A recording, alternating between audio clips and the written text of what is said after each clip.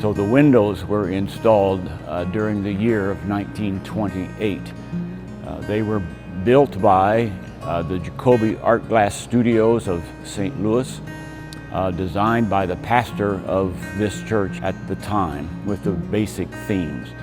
How much input he had on the designs has been lost to history.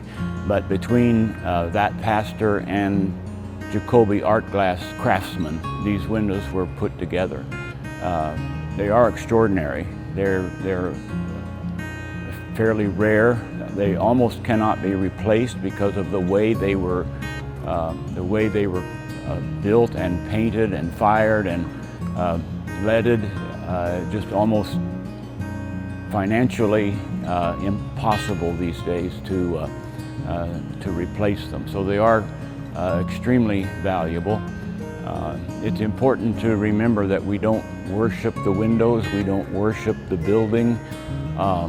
We worship God Almighty, and our commitment is to live a Christ-like life in helping others. But we have a wonderful place to worship, and with the wonderful pipe organ, with the wood carving in the chancel, and with these amazing stained glass windows.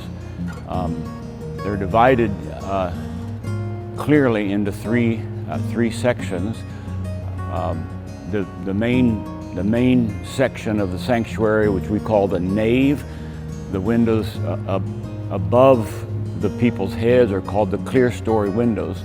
So on the north side of the clear story windows is the Old Testament, from west to east. Starts with the creation, stories out of Genesis. Starts with the building, then to the building of the tabernacle, then to the 12 minor prophets, and then the large window in the transept is Moses and the 4 major prophets, Isaiah, Jeremiah, Ezekiel, and Daniel. And below them the symbols and in Hebrew a quote from each of those books. On the south side of the clear story of the nave and the clear story windows starts with the creation. We're talking New Testament now.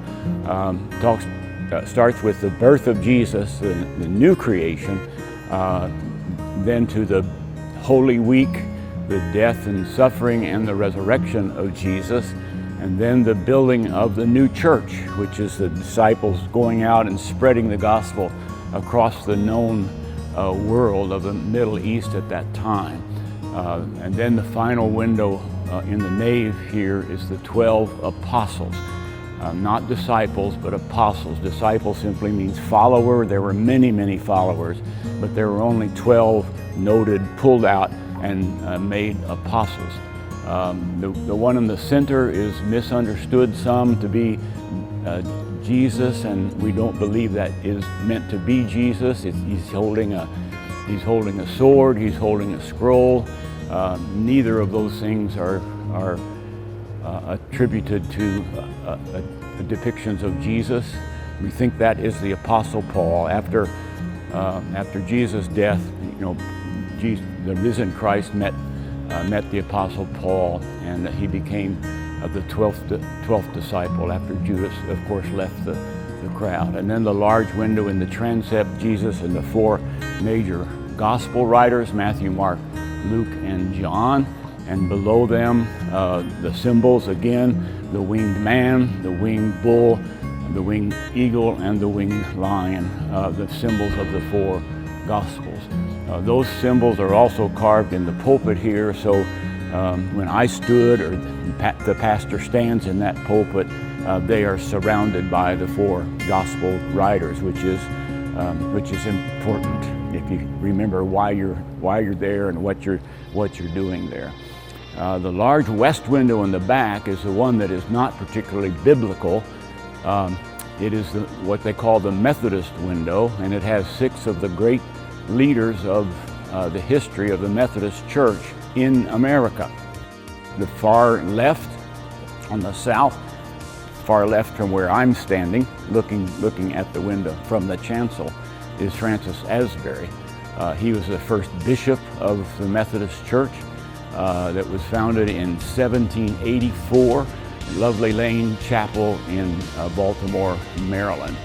Below his feet is a symbol of the circuit rider, the horse and the circuit rider, and that's of course how the gospel got spread and the church got spread in the early days, the pioneer days of the United States.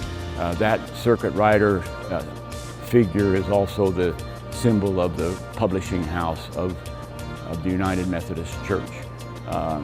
He rode hundreds of thousands of miles, more miles than anyone else that we know of, to spread the gospel and to start the church. Next to him is a wonderful person named Susanna Wesley. Susanna Wesley was the wife of a pastor, Samuel Wesley. He was the pastor in the Anglican Church, the Church of England, and they had 19 children. Two of them are the two people in the middle of that window, John and Charles Wesley. Underneath Susanna's feet, you see the house where she raised and taught those wonderful children, the rectory in Epworth, England. The third window from the left is John Wesley, and he is noted as the founder of United Methodism. He was a student at Oxford University and started a movement within the Anglican Church, and that movement was based on spirituality and based on outreach to people in need in the world. With his brother Charles, they started this Methodist society within the Anglican Church. John and Charles never left the Anglican Church. But because of their work, they sent Francis Asbury to be consecrated as the first bishop in the new church, the Methodist Church, which is an American church that started and has flourished in the United States of America. The fourth one from the left, next door to John Wesley, is Charles Wesley, a great theologian and teacher and companion of John Wesley.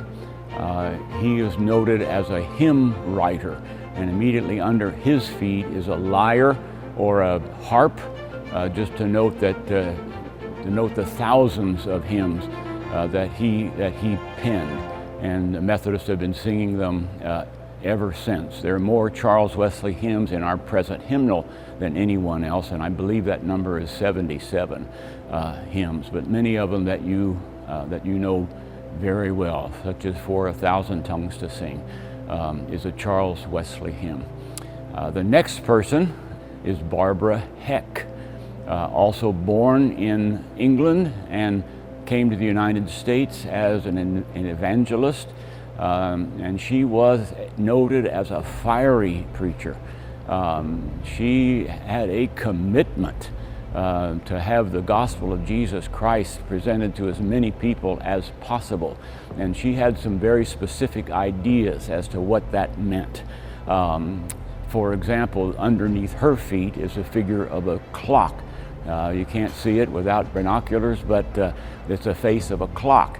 And it said that she went into a bar and broke up a card game because that was against her understanding of the gospel, and the time stood still. The clock stopped at when but she was mostly in the Northeast, New York, Baltimore, Philadelphia, etc., in the early days of Methodism.